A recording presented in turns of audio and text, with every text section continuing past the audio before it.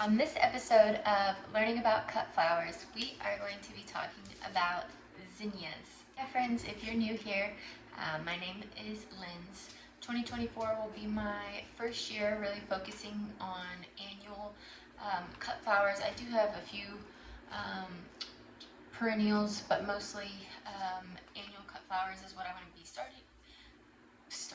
focusing on, and I'm going to be starting them from seeds kind of now. Actually today in another video I'm going to be starting Zinnias from seed, and then in the new year I'll be starting other flower varieties from seeds as well.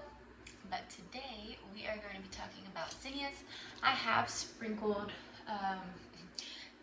in the past years like zinnia just in the garden for the pollinators, just to kind of draw them in to my veggies that I grow. But this year I really am going to focus on like transplanting them. I might direct sow some, maybe, but I do want to get a head start in the game, so I'm thinking I'm going to probably transplant majority of them, or specifically these that I purchased from Johnny Seeds, to really get a head start on the flower season. So the two varieties that I purchased from Johnny Seeds that are new to me are Zinderella Peach and Queeny Lime with Blush. Now, the characteristics of these zinnias are slightly different. What I mean is the days to maturity. The Queeny Lime with Blush is 75 to 85 days to maturity, and you're going to get a longer stem, 30 to 40 inches, whereas the Zinderella Peach is 75 to 90 days, so it takes a little bit longer before you can harvest, and it's 24 to 30 inches, that's the height for the Zinderella Peach. But as far as growing it and transplanting it, they are the same. So let's dive in. So zinnias make an excellent cut flower. Again, this is the first year I'm really going to focus on really maximizing my germination rate and starting them from seed. In the past, when I just sprinkled them willy-nilly in the garden, you know, I did cut a few, harvest a few, because if you cut them, they cut and come again, and it's actually recommended you do so, and they're beautiful when I bring them in the home. So they're an excellent cut flower. It is recommended to sow 4 weeks before your last frost date.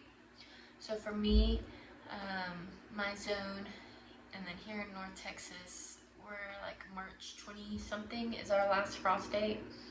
I'll probably start these in the end of April is what I'm thinking. And you do want to cover the seed in the little cell blocks, or however you're starting them in the trays, and keep soil moist.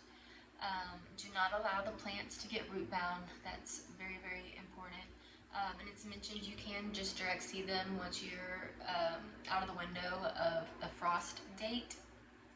You do want the soil to be warm, and you're sowing about 1/4 inch deep. And then it does recommend to thin after the first true leaves appear. I need to do a little bit more research on that there. Germination, I thought this was fun, and first time I've seen in learning about cut flowers, the different flower varieties that I have researched. The germination rate can be 3 to 5 days if it's 80 to 85 degrees. So you would definitely need like a heat mat, or, I mean, that's not going to be my target range. I mean, you definitely even need some type of heat to get that 80 to 85 degree heat. 5 to 7 days when 70 to 75 degrees. That's more where I am going to be targeting that range, so I'll be looking at a week or so. And then obviously lower temps is a slower germination. Once outside, you know, you're looking at, for ideal temperatures, to be 60 to 65 degrees at night and 70 degrees in the day. Now these are a little bit fancier varieties, like my willy-nilly seeds that I just threw out. I mean, I couldn't even tell you what variety they were. They are just, I don't know, picked them up at the feed store. And, you know, they actually compared to a lot of other flower varieties, they did really well in our Texas heat or our Texas summers. So hopefully, I'm thinking out loud here. Hopefully these that I purchased from Johnny Seeds do well in our summers as well. A little tip: pinching of initial blooms and deadheading is recommended to encourage strong branching and bloom production. Light in soil, sun, fertile soil, rich organic matter. So definitely need to,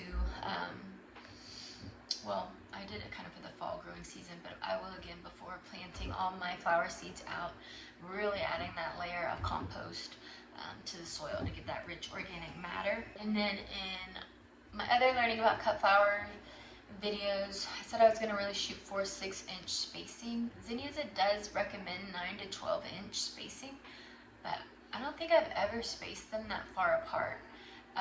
If you have any insight on the distance in which you need to plant your zinnias, where you found success, let me know. If you can get away with 6 inches, I mean, that's what I'm going to shoot for, is that 6-inch mark for all my flower varieties. No support is needed. It is also recommended to harvest when you have a firm stem. You may have seen the wiggle test, but you want a firm stem when harvesting. Thank you guys so much for hanging out with me and learning about cut flowers this episode with zinnias. Stick around for next week because we'll have new flower varieties in discussion. Thank you guys so much. See you next week.